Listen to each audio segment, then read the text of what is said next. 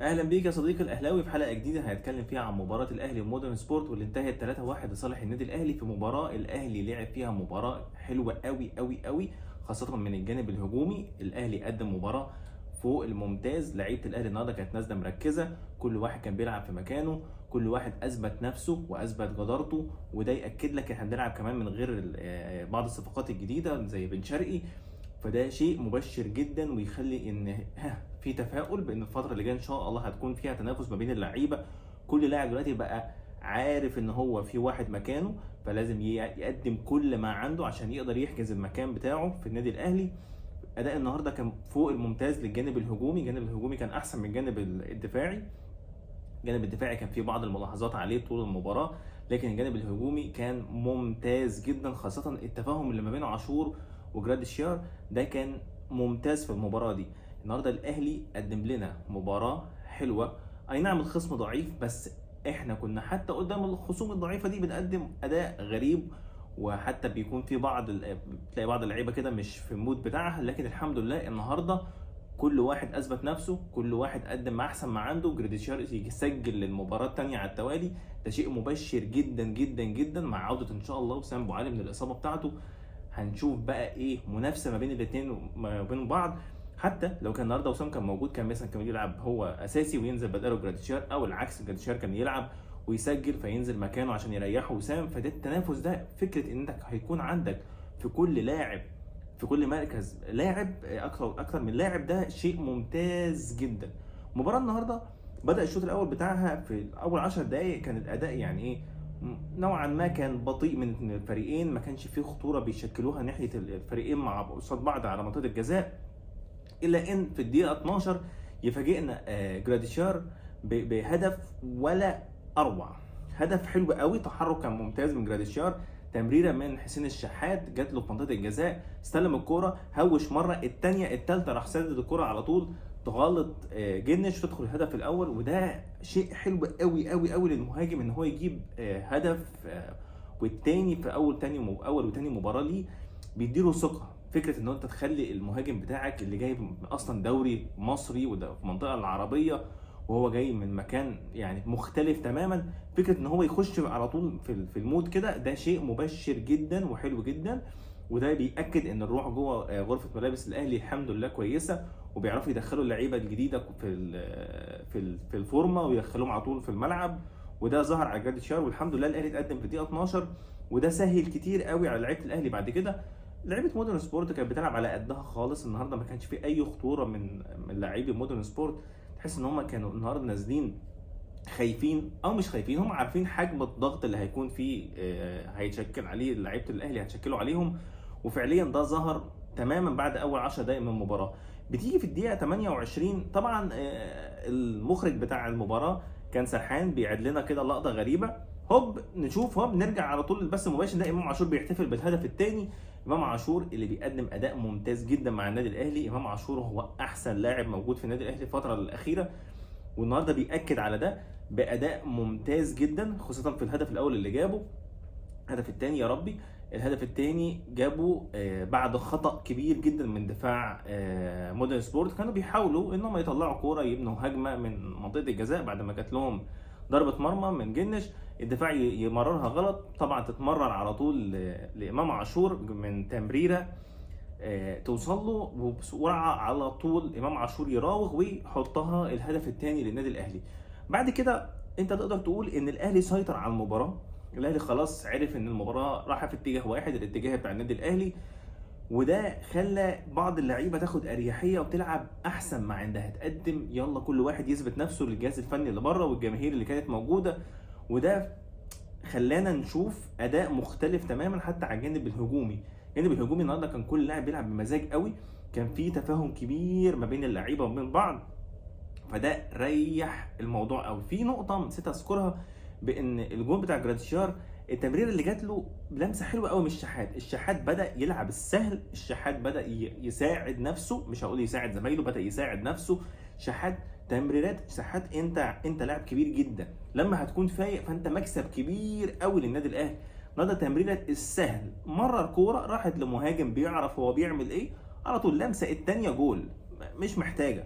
فواصل يا شحات على الاداء ده، انت النهارده كنت ممتاز جدا.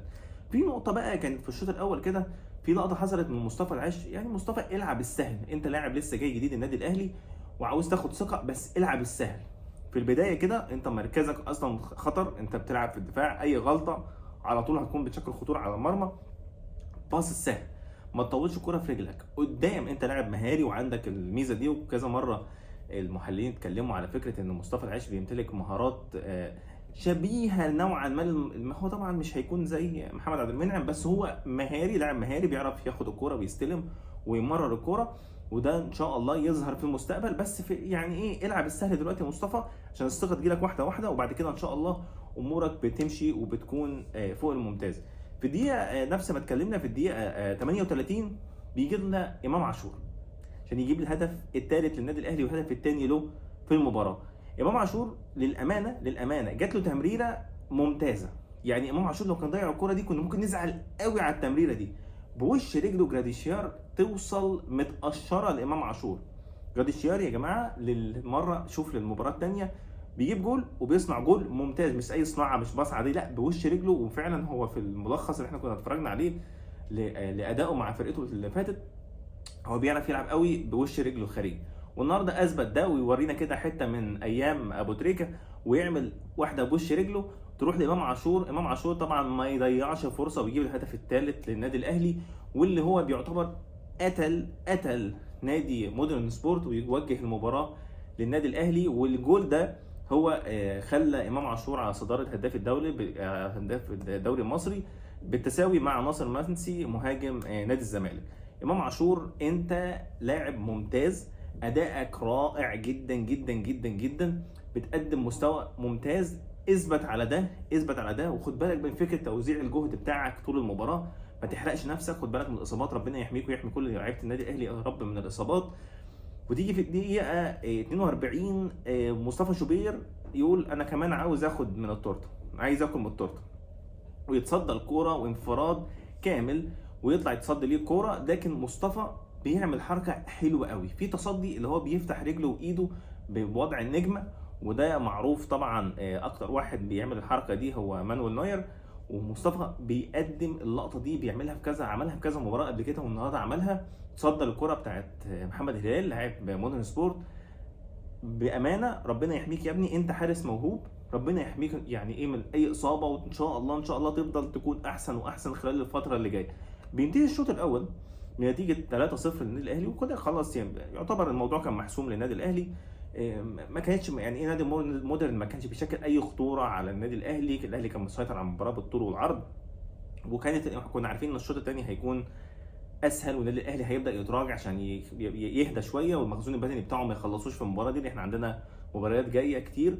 الشوط الثاني بيبدا، بس ممكن نقول ان المباراه او الشوط الاول وبدايه الشوط الثاني كان فيه سوء توفيق جدا من قفشه النهارده. كان فيه كذا كوره تتباص غلط، تحركاته ما تكونش قد كده، في عدم تفاهم ما بينه وما بين زمايله. بس قفشه لا خلاف على ان هو لاعب كبير، بس النهارده كان فيه سوء توفيق منه.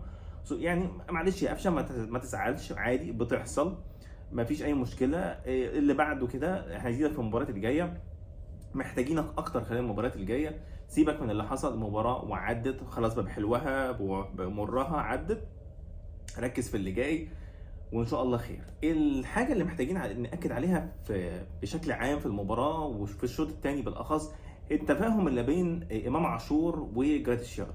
امام عاشور ما شاء الله عليه هو لاعب زئبقي او لاعب جوكر، تحطه جنب اي مهاجم، اي لاعب يعرف على طول يعمل لينك ما بينه وما بين اللاعب الثاني، وتلاقي فيه باصات 1 2 باللاعب الثاني بيكون فاهمه، سواء كان بينه وبين وسام ابو علي، او سواء بينه وبين كهربا، او سواء حاليا ما بينه وبين جراديشيار. امام عاشور بيعرف يعمل الموضوع ده، هو لاعب بيليق قوي على اي مهاجم بيلعب جنبه، والحمد لله الموضوع ده مع جراديشيار جاي بفايده. وجراديشيار بيقدم اداء حلو لحد المباراه الثانيه اهو، مباراتين ورا بعض بيجيب هدفين وبيصنع هدف، ما شاء الله عليه، ربنا يحميه. وان شاء الله مع رجوع وسام بيشكل ثنائي مخيف مع وسام ان شاء الله. فكره بقى ان احنا عارف انت لما تكون ضامن المباراه، انت ضمنت المباراه فخلاص بدات تريح، بدات تسيب الكوره.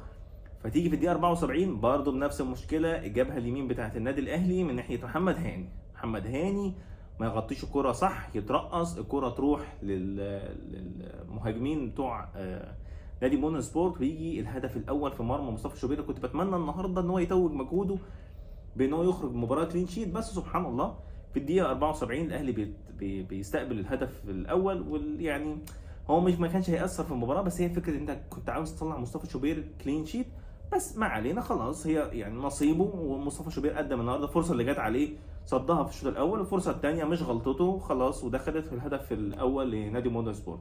بعد كده ما كانش فيه يعني ايه غير اللقطه بتاعت اللي مش محظوظ نهائي، هو الساعي عمر الساعي. سبحان الله بيعمل كل حاجه في الكوره، بيرقص ويعمل ويشوط والكوره بقت عنده.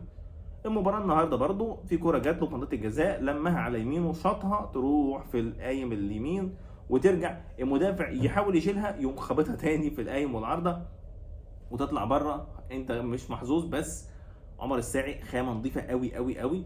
عمر الساعي لو خد فرص اكتر هيثبت نفسه اكتر واكتر واكتر. في لعيبه كتير قوي موجوده معانا النهارده في الفتره دي في النادي الاهلي في نص الملعب تقدر تستفيد منها، سواء احمد رضا اللاعب الجديد، سواء الساعي، سواء معانا طبعا مروان عطيه. ففي لعيبه انت تعرف تشكل نص الملعب ده، تعرف تعمل تبديل ما بين اللعيبه، وده طبعا هيكون في مصلحه النادي الاهلي. النهارده بن شرقي كان بيتفرج على المباراه من المدرجات من المقصوره الرئيسيه، ان شاء الله الفتره الجايه يكون له دور مع النادي الاهلي. لاعب كبير قوي بيمتلك يعني ايه، يمتلك مهارات وفكر عالي قوي قوي قوي. ان شاء الله الفتره الجايه يكون بيشارك ويساعد النادي الاهلي. مبروك للنادي الاهلي، فوز مهم جدا جدا جدا بعد تعادلين، ترجع تاني تفوز، تبدا تقلل الفارق ما بينك وما بين بيراميدز النقطه. حلو قوي، واصل على ده، وان شاء الله اللي جاي احسن. مباراه جايه مباراه بتروجيت، ان شاء الله تكون مباراه برده في المتناول نعرف نحقق بيها الانتصار، ونادي بيراميدز لو يقع كده ماتشين ولا حاجه والاهلي يرجع متصدر ثاني للدوري. مبروك لكل جماهير النادي الاهلي، ونتقابل ان شاء الله في المباراه الجايه. سلام.